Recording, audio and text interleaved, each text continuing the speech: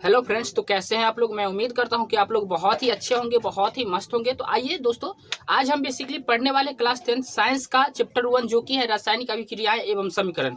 एक ही वीडियो में पूरे अध्याय को हम समाप्त करने वाले हैं। तो यकीन मानिए इस वीडियो को देखने के बाद आपको कोई और दूसरा वीडियो देखने की कोई आवश्यकता नहीं होगी। तो आइए वीडियो को स्टार्ट करते हैं। तो पहला जो इसमें जो चैप्टर का नाम है रासायनिक अभिक्रियाएं एवं समीकरण। तो सर जान ले कि पहले कि रासायनिक अभिक्रिया का डिफिनेशन क्या होता है, रासायनिक अभिक्रिया का परिभाषा क्या होता है। तो इसको लिखे हैं कि जब कोई पदार्थ अकेले ही या किसी अन्य पदार्थ के साथ क्रिया करके एक या अधिक पदार्थों का निर्माण करता है तो ऐसे अभिक्रिया क्या बोलते हैं, रासायनिक अभिक्रिया बोलते हैं। कहने का तात्पर्य यह है कि कहीं भी एक पदार्थ हो या कोई एक से अधिक पदार्थ हो, जब वो अभिक्रिया करता है ना, क्रिया करता है तो एक पदार्थ या एक से अधिक पदार्थों का निर्माण करता है, तब वहां पे हम समझते हैं क्या कि यहाँ पे सर रासायनिक अभिक्रिया वहां हुआ है। यहाँ पे देखिए ना, H2 और Cl2 को जब हम रिएक्शन करवाए, क्रिया करवाए तो एक पदार्थ बना HCl बना। यहाँ पे देखिए, यहाँ पे और एक पदार्थ है, जब इसको हम रिएक्शन करवाए अकेले ही, जब इसमें जल मिलाएं तो यहाँ पे ये बना CaO और CO2, मतलब कार्बन डाइऑक्साइड और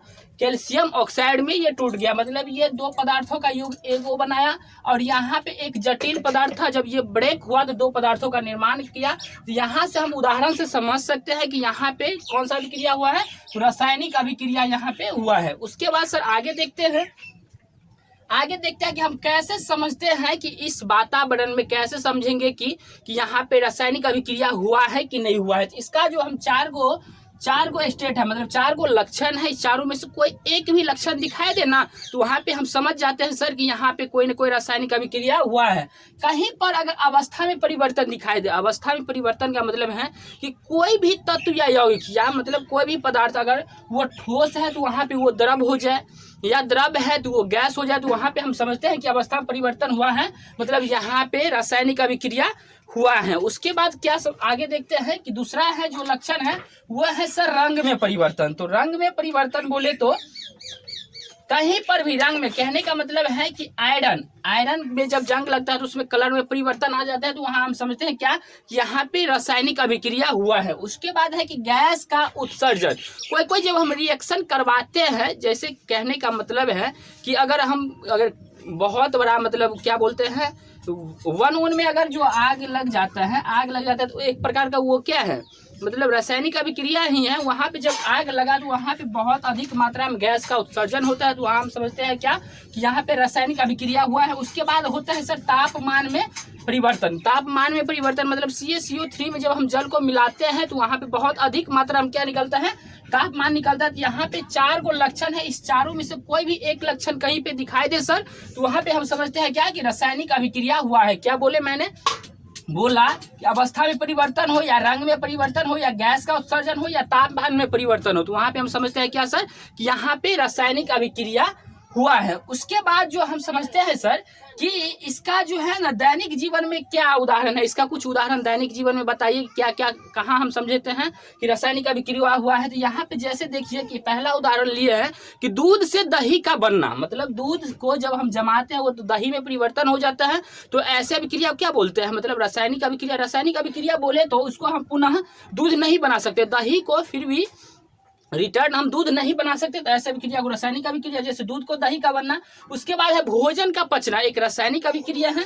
उसके बाद क्या है, लोहे में जंग लगना। इस प्रकार से बहुत सारे उदाहरण है, हम 3 गो उदाहरण के लिए दिए हैं। उसके बाद हम समझते हैं सर कि जो भी पदार्थ, अगर मान के चलिए यहाँ पे पदार्थ है, यहाँ पे ये रासायनिक अभिक्रिया में भाग लिया, जो पदार्थ रासायनिक अभिक्रिया में भाग लेता है उसको बोलते हैं सर अभिकारक। क्या बोलते हैं सर, अभिकारक। जो पदार्थ रासायनिक अभिक्रिया में भाग ले ऐसे पदार्थ को अभिकारक बोलते हैं। उसके बाद आता है सर प्रतिफल।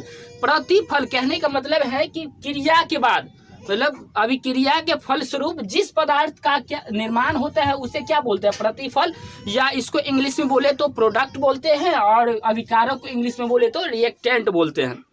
क्या बोला, बोले कि जो पदार्थ अभिक्रिया में भाग ले, यहाँ पे हाइड्रोजन और प्लस क्लोरीन दो पदार्थ भाग ले रहे थे, दोनों पदार्थ क्या है, अपने आप में क्या है, एक अभिकारक है। उसके बाद यहाँ जो निर्माण हुआ है उसको क्या बोलते हैं, प्रतिफल बोलते हैं या प्रोडक्ट बोलते हैं। उसके बाद यहाँ पे देखिए इधर एक ही अभिकारक है, इन दोनों को हम क्या बोल सकते हैं, तीर के इस साइड को क्या बोल सकते हैं सर, इधर बोल सकते हैं LHS है, मतलब लेफ्ट हैंड साइड है, और इधर लिख सकते हैं RHS है, राइट हैंड साइड। उसके बाद ये तीर दिखाता है कि रिएक्शन इस दिशा में हो रहा है। उसके बाद आता है सर डेली लाइफ में तो देख लिए।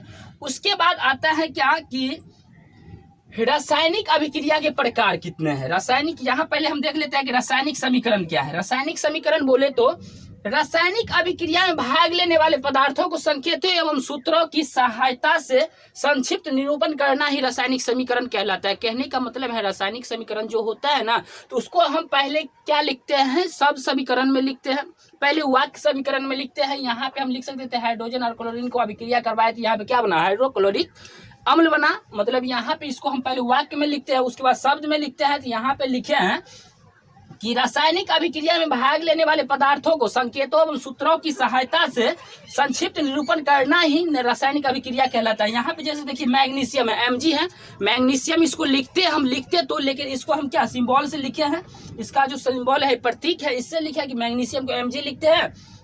उसके बाद है सर ऑक्सीजन को हम O से लिखते हैं, नहीं तो ऑक्सीजन पूरे लिखना होता। इसको जब हम रिएक्शन करवाए तो सर क्या बना है, MgO, मतलब मैग्नीशियम ऑक्साइड बना है। उसके बाद आता है सर यहाँ पे जो भी तत्व या यौगिक जो भी पदार्थ हो जो भाग लेता है अभिक्रिया में, उसकी हम भौतिक अवस्था का बात करें तो भौतिक अवस्था को भी हम कुछ सिंबल से दिखाते हैं। जैसे सॉलिड के लिए हम S लिखते हैं, उसके बाद लिक्विड के लिए L लिखते हैं, लिक्विड बोले तो द्रव। उसके बाद गैस के लिए G लिखते हैं, एक्वस के लिए AQ लिखते हैं। एक्वस बोले तो जलीय विलयन, मतलब कोई भी तत्व या यौगिक में उसमें जब हम जल मिला देते हैं तो उसको क्या बोलते हैं, एक्वस बोलते हैं, मतलब जलीय विलयन बोलते हैं। उसके बाद आता है सर रासायनिक अभिक्रिया के प्रकार कितने हैं। तो रासायनिक अभिक्रिया को ये हम प्रकार पढ़ते हैं। तो पहला पढ़ते हैं सर संयोजन अभिक्रिया। संयोजन अभिक्रिया बोले तो संयोजन का अर्थ क्या होता है, जुड़ना। जिस अभिक्रिया में एक से अधिक तत्व या यौगिक मिलकर एक भिन्न गुण वाले पदार्थ का निर्माण करते हैं तो ऐसे अभिक्रिया क्या बोलते हैं, संयोजन अभिक्रिया बोलते हैं। जानकारी के तौर पर बता दूं कि संयोजन अभिक्रिया, वियोजन अभिक्रिया, विस्थापन अभिक्रिया और द्विविस्थापन अभिक्रिया का एक सेपरेट वीडियो बना दिए हैं। उसका लिंक हम वीडियो के डिस्क्रिप्शन में दे देंगे, आप वहां से जाके पहले देखिए। फिर भी यहाँ पे हम देख लेते हैं संयोजन का अर्थ क्या होता है सर, जुड़ना। मतलब जिस अभिक्रिया में एक या एक से अधिक पदार्थ, दो या दो से अधिक पदार्थ मिलकर एक नए पदार्थ का निर्माण करते हैं जिसका गुण मूल पदार्थ के गुण से बिल्कुल भिन्न होता है, तो ऐसे अभिक्रिया क्या बोलते हैं सर, संयोजन अभिक्रिया बोलते हैं। यहाँ पे उदाहरण के तौर पे लिया कि H2 और O2 को जब मिलाते हैं तो यहाँ पे सर होता है क्या, 2H2O। यहाँ पे एक उदाहरण और देख लीजिए सर, यहाँ पे Mg और O2 को जब हम रिएक्शन करवाएं तो यहाँ पे क्या बना सर, यहाँ पे बना MgO। यहाँ पे थोड़ा देर के लिए यहाँ पे इस पे जब हम डिस्कशन करते हैं तो यहाँ देखिए परमाणुओं संख्या, इधर मैग्नीशियम का परमाणु की संख्या कितना है, 1 है, इधर भी 1 है, ऑक्सीजन की परमाणु संख्या 2 है और इधर क्या है, 1 है। तो यहाँ कहने का मतलब है दोनों ओर परमाणुओं की संख्या बराबर नहीं है। ऐसे समीकरण को हम बोलते हैं सर, क्या बोलते हैं, कंकाली समीकरण बोल सकते हैं। कंकाली मतलब ढांचा समीकरण या असंतुलित समीकरण बोलते हैं। यह संतुलित नहीं है। संतुलित का भी एक वीडियो हम यहाँ पे, संतुलित कैसे करते हैं, दोनों ओर परमाणुओं की संख्या को बराबर कर देते हैं। यहाँ पे 2 से गुना करते हैं, यहाँ पे 2 से गुना करते हैं। आप बोलिएगा सर इतना तेजी में बता दिए, समझ में नहीं आया, तो उसका भी लिंक हम वीडियो डिस्क्रिप्शन में दे देंगे। उसका भी एक वीडियो सेपरेट बना हुआ है कि वीडियो मतलब समीकरण को संतुलित कैसे किया जाता है। आइए आगे बढ़ते हैं। उसके बाद आता है सर वियोजन अभिक्रिया। वियोजन बोले तो वियोजन का अर्थ क्या होता है, टूटना। मतलब कोई एक जटिल पदार्थ टूट के 2 या 2 से अधिक पदार्थों में विभक्त हो जाता है, बट जाता है, तो ऐसे अभिक्रिया क्या बोलते हैं, वियोजन अभिक्रिया बोलते हैं। वियोजन का अर्थ ही होता है क्या, टूटना। उसके बाद हम देखें तो वियोजन अभिक्रिया भी अपने आप में 3 प्रकार का होता है। वियोजन अभिक्रिया मतलब टूटने का जो अभिक्रिया है वो भी 3 प्रकार का होता है। पहला जो होता है सर उष्मीय अभिक्रिया, उष्मीय वियोजन अभिक्रिया। उष्मीय बोले तो ऐसे अभिक्रिया जिसमें अभिकारक को उष्मा द्वारा तोड़ा जाता है। अभिकारक को जो तोड़ते हैं ना, वियोजन है तो कहीं न कहीं तोड़ने का काम होगा, तो इसमें अभिकारक को जो तोड़ा जाता है वो किसके द्वारा तोड़ा जाता है सर, उष्मा के द्वारा तोड़ा जाता है। तो ऐसे अभिक्रिया क्या बोलते हैं, उष्मीय वियोजन अभिक्रिया। इसका एक उदाहरण लिए है कि कैल्शियम कार्बोनेट को जब हम हीट करते हैं, हीट बोलते हैं, उष्मा इसमें डालते हैं, तो अब ये टूट के क्या बनाते हैं, कैल्शियम ऑक्साइड और कार्बन डाइऑक्साइड में परिवर्तन होता है। दूसरा जो इसका टाइप है वियोजन अभिक्रिया का वो है वैद्युत वियोजन अभिक्रिया। वैद्युत वियोजन अभिक्रिया तो ऐसे अभिक्रिया जिसमें अभिकारक को वैद्युत के द्वारा तोड़ा जाता है। वैद्युत बोले तो करंट के द्वारा तोड़ा जाता है, तो ऐसे अभिक्रिया को क्या बोलते हैं सर, ऐसे अभिक्रिया को बोलते हैं क्या, वैद्युत वियोजन अभिक्रिया। वैद्युत वियोजन अभिक्रिया, वियोजन तो कहीं ना कहीं लगेगा, मतलब तोड़ने का काम होता है। तो जैसे मान लीजिए जल है, जल को जब हमको इसको डिवाइड करना है, मतलब तोड़ना है, इसको ब्रेक करना है, तो इसमें क्या करते हैं, धारा इसमें प्रवाहित करते हैं, मतलब करंट डालते हैं, करंट डालते हैं तो हाइड्रोजन अलग हो जाते हैं और ऑक्सीजन अलग हो जाते हैं। तो इसको क्या कौन सा ये अभिक्रिया का उदाहरण है सर, तो ये है वैद्युत वियोजन अभिक्रिया का। उसके बाद आता है सर तीसरा जो वियोजन अभिक्रिया का टाइप है वो है सर प्रकाशीय वियोजन। प्रकाशीय वियोजन बोले तो ऐसी अभिक्रिया जिसमें अभिकारक को सूर्य प्रकाश के द्वारा तोड़ा जाता है, तो ऐसे अभिक्रिया को क्या बोलते हैं, प्रकाशीय अभिक्रिया बोलते हैं। इसका जो उदाहरण लिए हैं कि AgCl को जब हम सूर्य के प्रकाश, जब AgCl पर जब हम सूर्य का प्रकाश डालते हैं तो वहां पे Ag अलग हो जाते हैं और Cl अलग हो जाता है। इस प्रकार से हम यहाँ तक देख लिए। आइए हम आगे देखते हैं।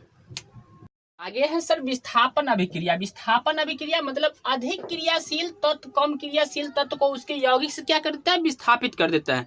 विस्थापित बोले तो उसके यौगिक से अलग कर देता है। अब यहाँ पे बात आती है सर कि हम कैसे समझेंगे कि ये तत्व जो है अधिक क्रियाशील है और ये तत्व जो है कम क्रियाशील है। इसके लिए हमको नेक्स्ट चैप्टर जो है उसमें एक सक्रियता श्रेणी दिया गया है, उस चैप्टर में वहां पे हम समझेंगे कि कौन सा धातु या कौन सा तत्व ज्यादा रिएक्टिव है और कौन सा कम रिएक्टिव है। उसके लिए हम नेक्स्ट चैप्टर में देखते हैं। यहाँ पे सिर्फ समझ लीजिए कि विस्थापन अभिक्रिया किसे कहता है, तो अधिक क्रियाशील तत्व कम क्रियाशील तत्व को उसके यौगिक से क्या कर देता है सर, अलग कर देता है या विस्थापित कर देता है। ऐसे अभिक्रिया क्या बोलते हैं सर, विस्थापन अभिक्रिया। यहाँ पे उदाहरण हम लिए हैं कि जब आयरन को कॉपर सल्फेट के साथ रिएक्शन करवाया जाता है, मतलब Fe+CuSO4, तब यहाँ पे क्या कर देता है, आयरन अधिक रिएक्टिव है, मतलब अधिक क्रियाशील है किसके अपेक्षा, ये कॉपर के अपेक्षा। तो यहाँ से क्या करता है, इस कॉपर को यहाँ से अलग कर देता है, मतलब भागा देता है, इसको हटा के ये यहाँ पे क्या, यहाँ पे इसके साथ रिएक्शन करके ये अपना घर बना लेता है। कहने का मतलब है ये आयरन इस कॉपर को हटा के विस्थापित करके और यहाँ पे फेरस सल्फेट का निर्माण करता है और कॉपर को क्या करता है, ये अलग कर देता है। तो ये समीकरण की कौन सा अभिक्रिया का उदाहरण है सर, तो ये है विस्थापन अभिक्रिया का उदाहरण है। उसके बाद आता है सर द्विविस्थापन, डबल डिस्प्लेसमेंट। इसको विस्थापन को डिस्प्लेसमेंट अभिक्रिया बोलते हैं, रिएक्शन बोलते हैं। ये द्विविस्थापन है, मतलब दोनों जगह, मतलब ये जो दोनों दो बार, जिसमें दो बार विस्थापित हो, मतलब दो बार क्या हो, विस्थापित हो। इसका तो सेपरेट वीडियो बना ही है, उसको पहले जाके देख लीजिए।